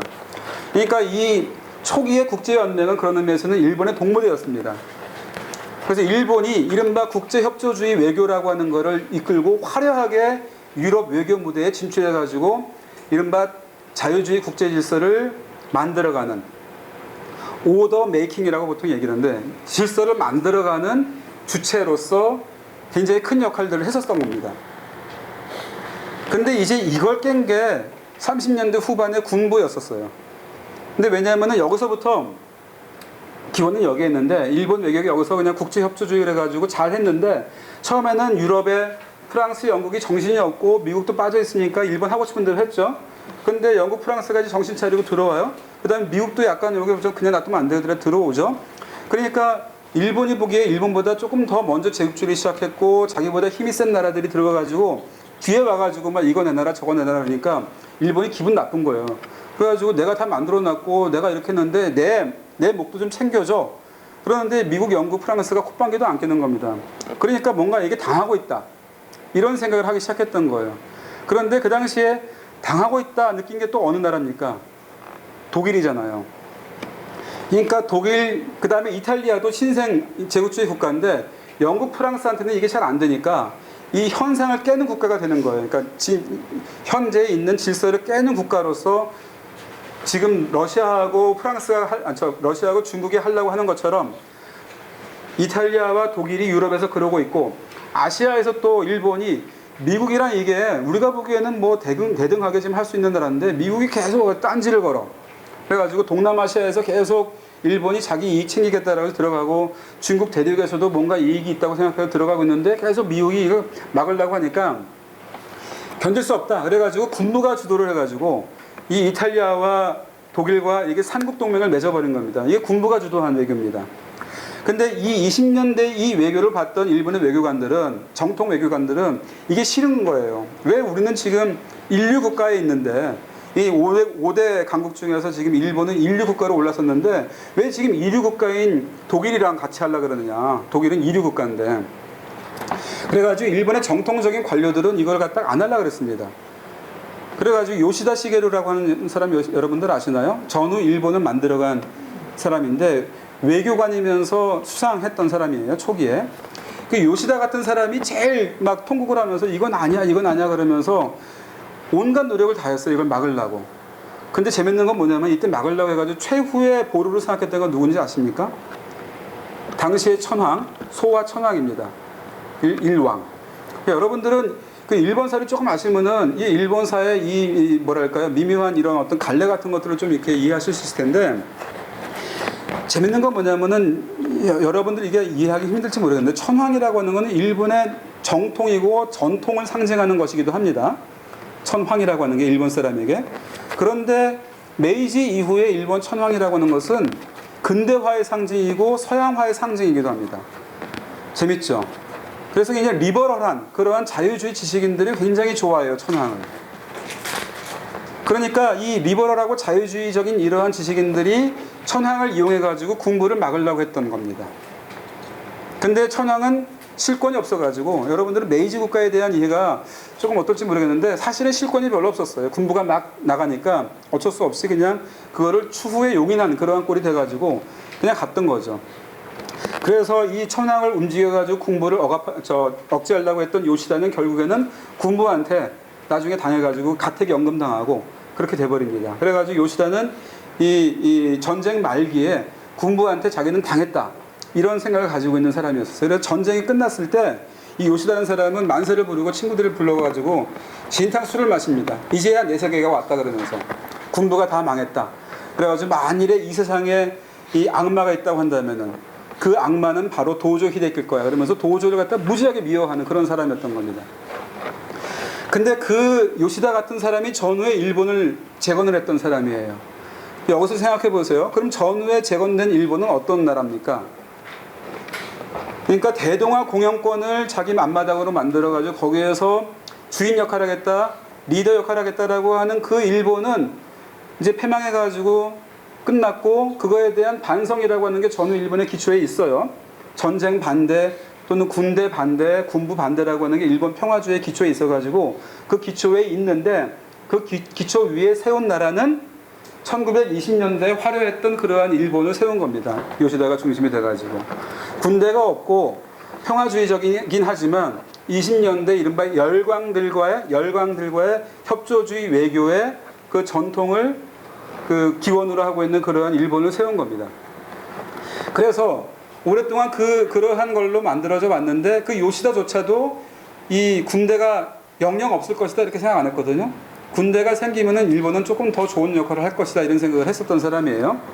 그러니까 지금 같은 상황에서 일본이 그냥 통상의 그런 통상 질서만 가지고, 아니면은 또 이렇게 일본의 그 뭡니까 이 경제력만 믿고 일본이 외교를 할 수 없는 그런 단계로 지금 진입하고 있으니까 군사력도 좀 갖춰야 되겠다. 그 다음에 미국과 함께 뭔가를 할 때는 이 어깨동무할 정도의 그러한 힘도 좀 갖춰야 되겠다. 그러면서 헌법도 개정을 해가지고 군사력도 갖추지만, 그 군사력을 갖춘 일본의 모습이라고 하는 것은 1920년대 국제연맹을 이끌어갔던 그런 일본이다라고 하는 겁니다. 그러니까 일본 이미지라고 하는 게 우리 한국인에게는 두 가지가 굉장히 강렬한데, 메이지 국가 일본. 그래가지고 성공한 다음에 청일전쟁, 러일전쟁을 해가지고 대륙으로 막 저벅저벅 들어갔던 일본이라고 하는 일본 이미지가 한쪽에 있고, 그 다음에 1930년대 후반에 군부가 주도해갔던 그러한 일본이라고 하는 게 또 한쪽에 있는데, 사실 이 사이에 있는 20년부터 30년대 중반까지 한 15년 정도의 일본이라고 하는 게 잘 안 보입니다. 근데 일본이 가려고 하는 게 그 15년 정도의 기원을 둔 그런 일본인 거죠. 그러니까 우리가 상대해야 할 일본이 그렇다라고 하는 걸 갖다가 우리가 좀 여기서 고민할 수밖에 없다. 그리고 그 전에 메이지 시대의 일본이거나 아니면 이후에 이 대동아 공영권을 이끌어가려고 하는 그런 일본은 사실은 지금의 일본의 능력으로 봐가지고는 좀 몽상가들의 꿈인 것 같습니다. 그렇게 현실적으로 그게 지금 뒷받침이 안 되는 그런 나라예요. 그건 나중에 좀 말씀드릴게요. 일본의 재정 문제라든지 뭐 저출산 고령화의 문제라든지 이런 것도 보게 되면은 힘들다. 좀 많이 됐군요. 한 10분 정도로 그러면은 메모를 할까요? 자, 그런데 그 일본이 지금 하고 있는 게 6페이지에 보이는 겁니다. 그 인도 태평양 전략이라고 하는 거 들어보셨죠? 인도 태평양 전략이라는 게 바로 이 트럼프의 미국을 상대로 해가지고 이 동아시아에서 빠져나가고 미일 동맹을 깨려고 하는 그런 트럼프를 상대로 해가지고 다시 여기에 갖다가 앉힌다라고 하는 게 하나의 목표고, 여기에 앉혀가지고 트럼프를 좀 당분간은 좀 붙들어 내자라고 하는 게 하나의 목표고, 두 번째 목표는 굉장히 이율배반적인데 트럼프가 여기서 빠져버리면은 그때도 또 상대를 대비를 한다라고 하는 게 두 번째 목표입니다. 이 두 가지 목표가 굉장히 모순되는 것 같지만 딱 하나로 들어가 있어서, 그러니까 인도 태평양이라고 하는 게 미국이 먼저 그 구상을 했지만은 이걸 전략으로 만든 건 일본이 먼저 만들었습니다. 그래가지고 당신과 나하고 생각하는 게 똑같다. 그러니까 미국이 여기 와가지고 우리하고 똑같은 그러한 구상을 가지고 같이 협력하자라고 하는 게 인도 태평양 전략의 한 가지의 목표입니다. 그런데 두 번째는 뭐냐면은 미국이 많이 빠질 경우에는 아까 제가 말씀드린 것처럼 바로 이거의 질서의 부활인데, 동아시아에서 그런 질서를 부활시키고 싶다. 그래서 이미 메르켈과 아베가 만나가지고 이미 여러 번 확인했듯이 유럽에서 메르켈이 하는 것처럼 아시아에서는 그러면은 일본의 아베가 중심이 돼가지고 다자주의적인 그런 자유주의 질서를 만들자. 거기에 지금 동아시아에 다시 들어오고 있는 영국이나 프랑스를 붙잡아가지고 여기에 이런 열강들 간의 협력의 질서를 만들고 싶다라고 하는 게 아베의 생각입니다. 영국이나 프랑스가 지금 돌아오고 있다라고 하는 거는 중국 때문에 돌아오고 있는데요, 사실은. 근데 여러분들 예전에 이 지역이 어떤 지역인지 한번 생각해 보세요. 케냐에서부터, 즉 아프리카의 동부에서부터 태평양까지는 이 영국, 프랑스, 네덜란드, 미국이라고 하는 이 사람들이 가지고 있던 식민지였습니다. 거기에 일본이 들어가고요.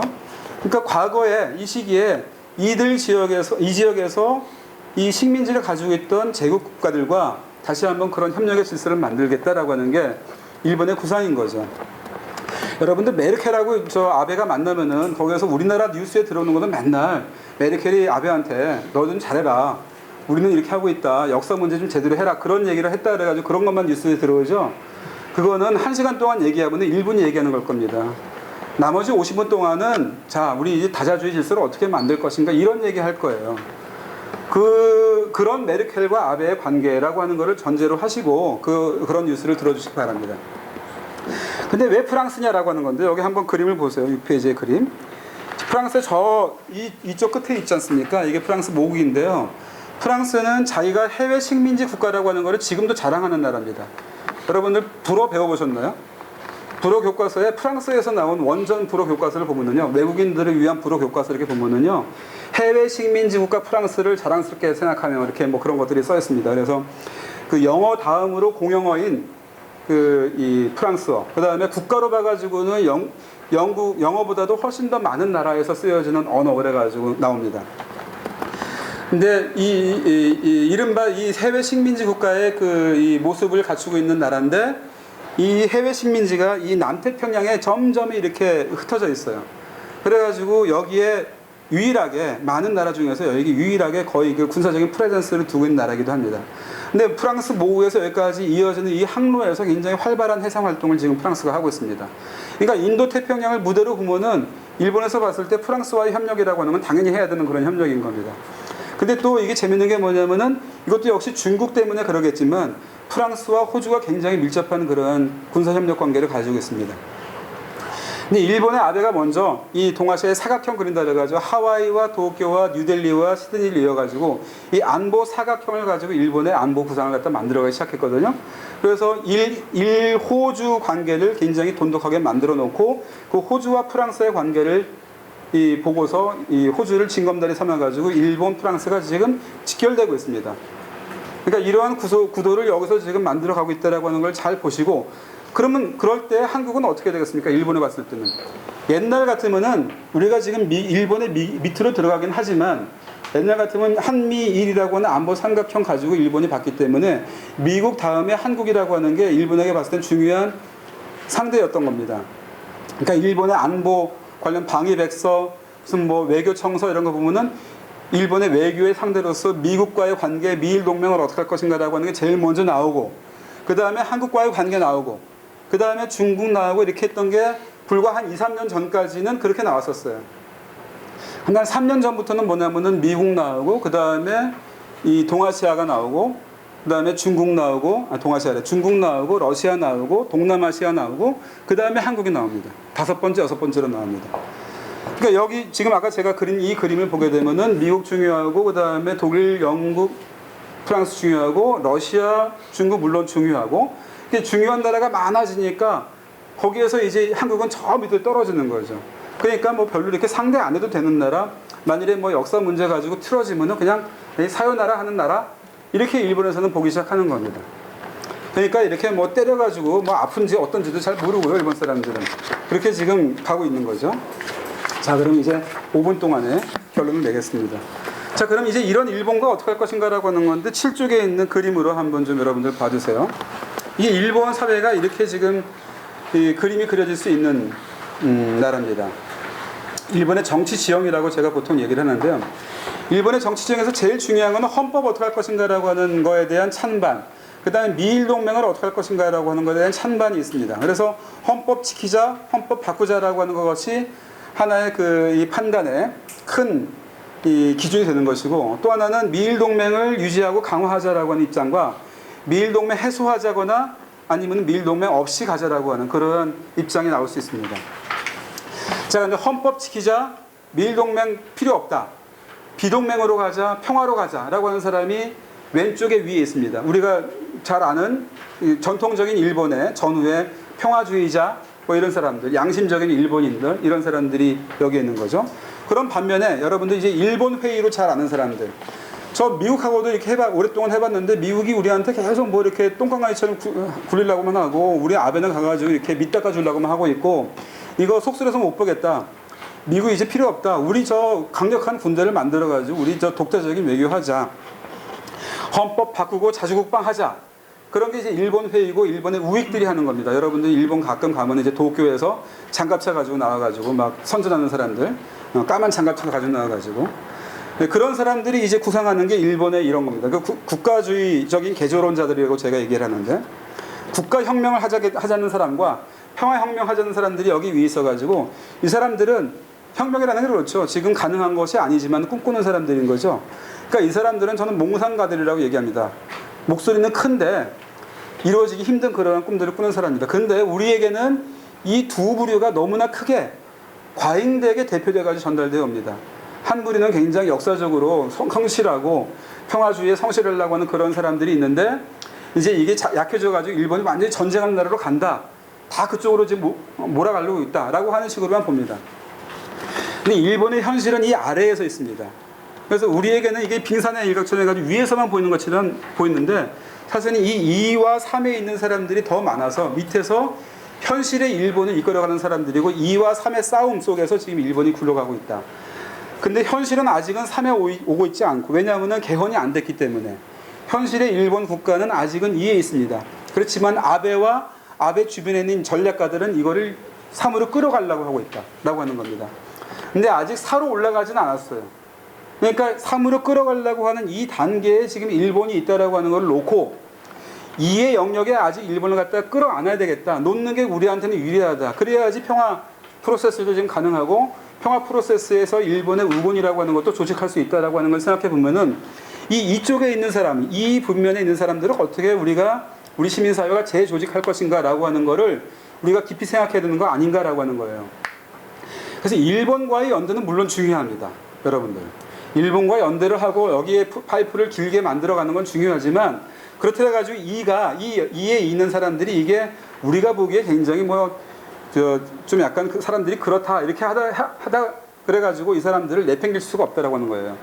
우리가 2에 있는 사람들과 이렇게 잘 안 맞는 이유가 있습니다. 왜냐하면 이 사람들은 이른바 평화헌법이라고 하는 게 소중하다, 평화주의자이고 싶다, 그렇지만 이 사람들이 반성한 거는 겨우 미국과의 전쟁만 반성한 사람들이니까, 이 사람들이 반성하고 있는 건 41년서부터 45년까지만 시기거든요. 그러니까 미국과의 전쟁 처참했다, 뭐 원자폭탄 맞았다, 우리는 피해자다, 근데 이제 전쟁은 더 이상 해서는 안 되겠다, 그러니까 헌법 지키자, 이런 사람들이긴 한데, 이 사람들의 역사 인식이라고 하는 건 41년까지밖에 못 갔기 때문에 우리가 얘기하면은 말이 안 통해요. 이 사람들은 식민지라고 하는 인식이 아직 없기 때문에.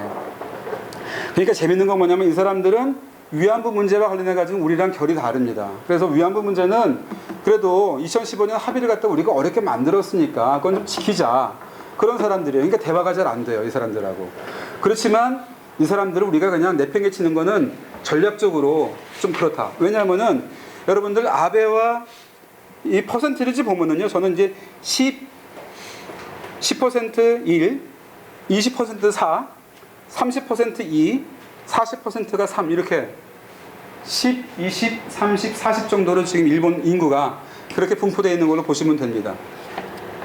근데 여러분들 위안부 문제 가지고 한국이 위안부 문제 파기했습니다. 이거 어떻게 할 것입니까? 그렇게 일본 사람들한테 여론조사를 하게 되면은 아베가 잘하고 있다. 아베가 만일에 한국에서 계속 이거 파기하는 식으로 나오면은 계속 이거 압력 가해가지고 위안부 지키도록 만들어야 된다. 한국이 골포스트 움직이고 있다. 한국 잘못하고 있다. 이런 사람들이 70% 딱. 이 아래에 있는 2와 3이 딱 70%딱 그렇게 굳습니다. 그러니까 2에 있는 사람이 아베를 지지하는 그런 사람이 되어버립니다. 그런데 헌법 할 것인가 말 것인가 물어보는 딱 30, 40 내지는 40, 30 정도로 이게 딱 갈립니다. 그러니까 이 사람들이 헌법이나 외교 안보 문제 가지고는 반 아베로 돌아설 수 있는 사람들인데 역사 문제를 가지고는 아베를 지지해주는 사람으로 딱 가버립니다. 그러니까 우리가 조금 여기에서 고차적인 2차 방정식 정도로 해가지고 이 사람들을 상대로 해서 41년의 문제가 아니라 사실은 역사 문제는 30년대까지 내려가야 되고 중일전쟁도 문제고 더 내려가면 식민지의 문제가 있다라고 하는 걸 이 사람들을 설득을 시킨 과제가 있다라고 하는 거죠. 그러니까 일본에 있는 사람들과 굳건하게 손을 잡고 이 사람들은 더 이상 2나 3으로 가지 않게 잡고 이에 있는 사람들하고 자꾸 만나가지고 설명을 해주고 설득을 하면서 이 사람들을 한 사람씩이라도 우리 쪽으로 끌어오는 그러한 노력을 해야지만 일본이 변화할 수 있다 아니면 더 이상 나쁜 쪽으로 안 갈 수 있다라고 하는 그러한 결론이 만들어지는 거죠. 그러니까 식민지 문제 이런 문제 가지고 말이 안 통한다 그래가지고 내팽개치지 마시고 한 번 좀 참아주세요. 그래서 한 번만 좀 대화를 해보세요. 그러면은 이 사람들은 역사 문제를 반성해보는 그런 기회를 가졌던 사람이기 때문에 41년까지 갔으면은 조금 더 거슬러 올라가지고 역사 문제 한번 고민해보자 이런 사람들일 수 있습니다. 근데 여러분들 여기서 제가 한마디만 더 말씀드리면은 저는 일본 사람들이 맨날 희생자 코스프레 한다 그래가지고 우리가 지금 믿지 않지 않습니까? 자기들이 피해자다 이렇게 맨날 그러면서 원폭의 피해자다 그러면서 미일전쟁의 자기들이 피해자다 그러면서 우리하고 말이 안 통한다 그렇게 얘기하니까 우리는 굉장히 그거에 대한 불신감이 있지 않습니까? 근데 좀 생각해보세요. 저는 이게 피해자 코스프레 때문에 그런 게 아니라 일본이 피해자 의식도 지금 열버져 가고 있는 게 아닌가 하는 생각이 들어요. 전쟁에서 피해자였다라고 하는 것도 사실은 진짜 그 의식이 있다고 한다면은 굉장히 소중한 의식입니다. 무슨 얘기냐면은 히로시마의 평화, 나가사키의 평화 우리가 얘기를 하는데요. 그 사람들이 맨날 자기들이 당했다라고 하는 의식만 가지고 있다 이렇게 얘기를 하는데 히로시마의 평화, 나가사키의 평화를 일본이 공식적인 이데올로기로 권력을 가져갔기 때문에 생긴 문제입니다. 사실은 근데 히로시마의 진짜 희생자들, 피해자들 이런 사람들이 자기의 목소리를 내기 시작한 거는 70년대 들어와서입니다. 70년대, 80년대. 그러면서 이 사람들이 자기들이 왜 이렇게 희생을 당했는가라고 하는 거에 대한 반성 위에서 학습을 하다 보니까 왜 우리가 원자탄을 맞았는가? 왜 이렇게 됐는가? 보니까 자기들이 침략했던 과거가 있었거든요. 그러니까 이거에 대해서 공부를 한다 그래가지고 대륙으로 나가고 중국으로 가고 그래가지고 이 사람들이 오리진이 돼가지고 중국 가서 이 731 부대 같은 것도 보고 눈물 흘리고 거기에서 뭔가 하겠다고 하고 있고 거기에 묻혀있는 그러한